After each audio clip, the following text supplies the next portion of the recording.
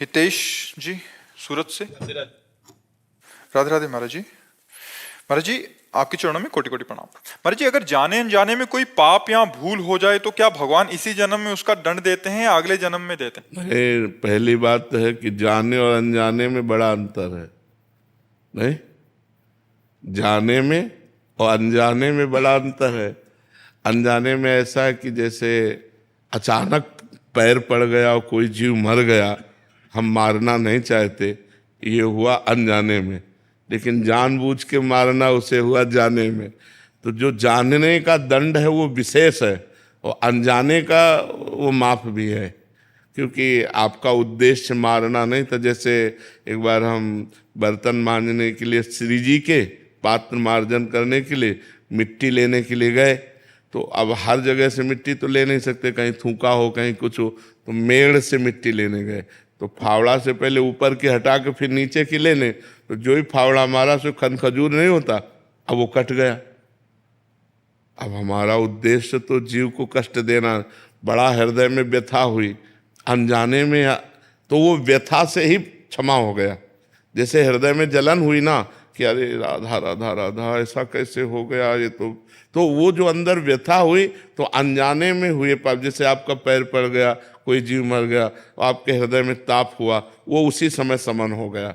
लेकिन जानकर जो पाप किया जाता है वो इस जन्म में नहीं होता, वो आगे प्राप्त होता है।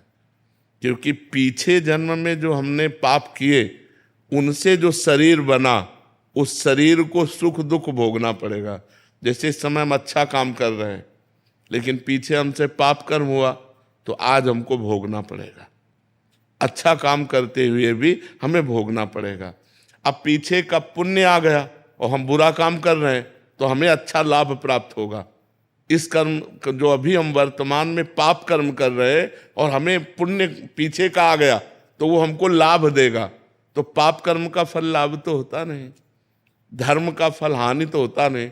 लेकिन धर्म करते हुए भी हानि देखा जाता है और पाप करते हुए भी लाभ देखा जाता है। ये पूर्व का है, आज का जो कर्म है वो आगे हमें देगा।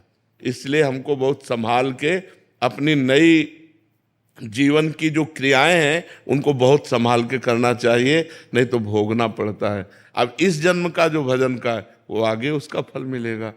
तो पेमेंट महीना के बाद ही मिलती है। लेबरी बात अलग है कि, और लेबरी में भी शाम तक तो इंतजार कर तो ऐसे ही थोड़ा अंतराय में एक जन्म के बाद फिर हमें अपने कर्मों का, अगर कोई भयानक पाप बन जाए तो फिर तुरंत लागू हो जाता है। साधु अवज्ञा तुरंत भवानी, कर कल्याण अखिल की हानि। जैसे किसी संत महापुरुष की हत्या, संत महापुरुष का अपराध, फिर वो तुम्हारा सर्वनाश कर देगा, वो तुरंत लागू हो जाएगा। वैसे कोई पुण्य कार्य हैं जो तत्काल असर करते हैं? हाँ, ऐसे ही पुण्य कार्य हैं कि तत्काल आपको संभाल देंगे। इसीलिए जैसे अनुष्ठान कराया जाता है ना ब्राह्मणों से, वो तत्कालिक अनुष्ठान लाभ देगा। अब वो मृत्युंजय का जप कर रहा है और उसकी मृत्यु योग आ रहा है, वो काट सकता है मृत्यु योग को। मंत्र में बहुत बड़ी सामर्थ्य है। भावी मेट सकें त्रिपुरारी, जो भाग्य में लिखा हुआ उसको भी मेटा जा सकता है तपस्या भजन अनुष्ठानों के द्वारा। ओमांश बंसल जी। राधे राधे।